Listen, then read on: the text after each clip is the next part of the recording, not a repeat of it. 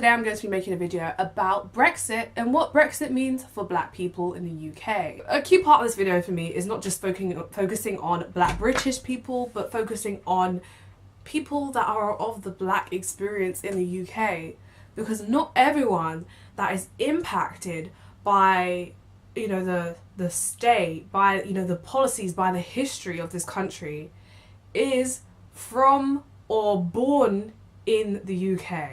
So Brexit is a term given to Britain's exit process of the European Union. So it's literally just Britain and exit put together. There is a lot of talk around the Brexit process, but we don't hear a lot about Brexit in terms of people of colour, but more specifically black people.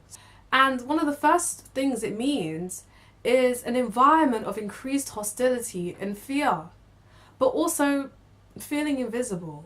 So one of the main things I noticed within the referendum debate, and this was in 2016 I believe, during the build-up to this decision, my voice, my concerns, my worries were not represented. The fascism, the normalisation of Nazism and white supremacist views.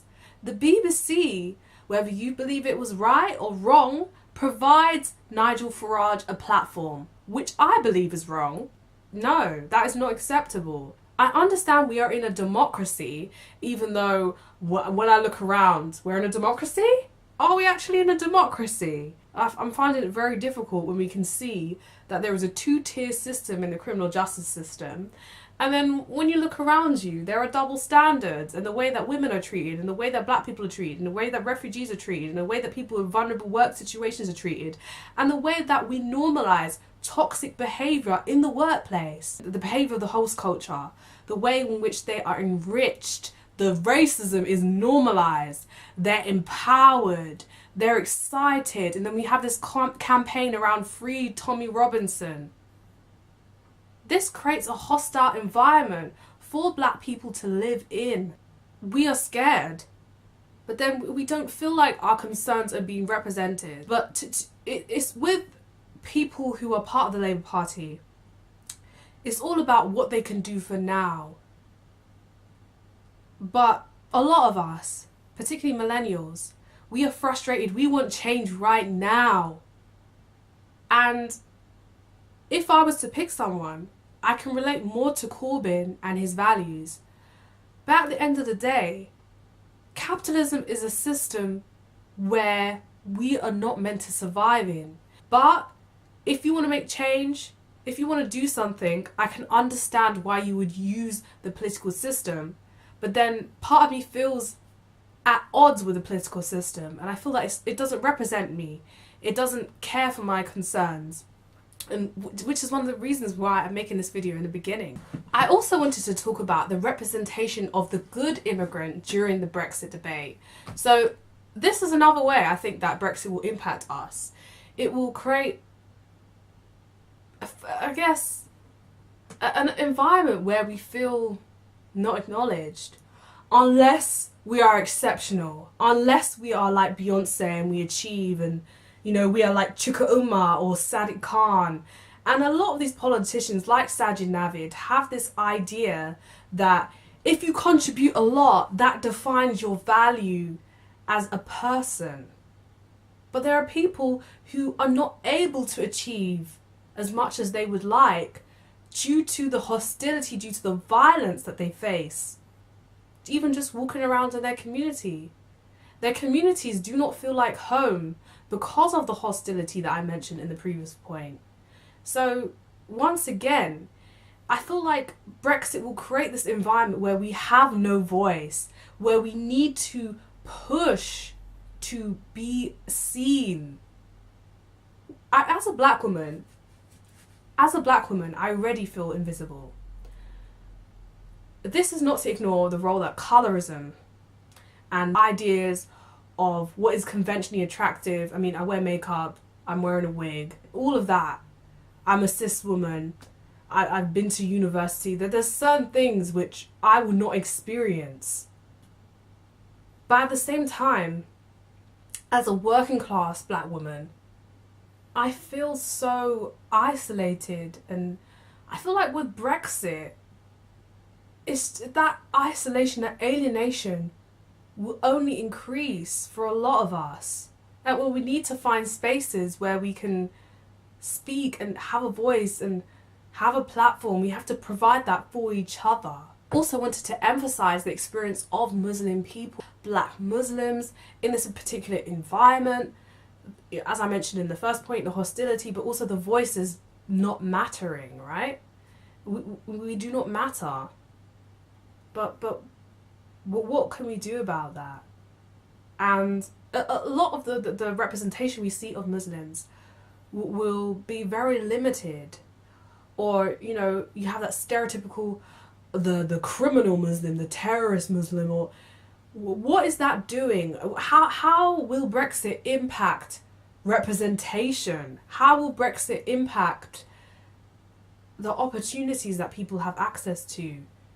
The job market, the hiring process. So as I touched on before, the gap between the rich and the poor is widening. We are currently in a Tory government, even no matter how unstable it is right now. We have austerity. A lot of people are using food banks. Then at the same time, we have, since the Brexit vote, the amount of hate crimes have increased. So what does that mean for poor people of colour, for poor black people in particular, who are trying to survive in this country? What will the job market be like? How will the economy impact our survival? I'm just saying this to emphasize that there are people who are more likely to be impacted by this economic environment and the issues that Brexit may bring. There's a lot of conversation around job market, the economy, businesses, and businesses are preparing right now for potential issues that they could experience during the process of Brexit. For example, if we get a no-deal Brexit, we leave the EU straight away. It's not a slow process. So what ramifications will that have? In national conversations around social class, our experience is ignored. We do not exist. We're not seen. Class is rarely, if ever, in this country discussed in terms of race.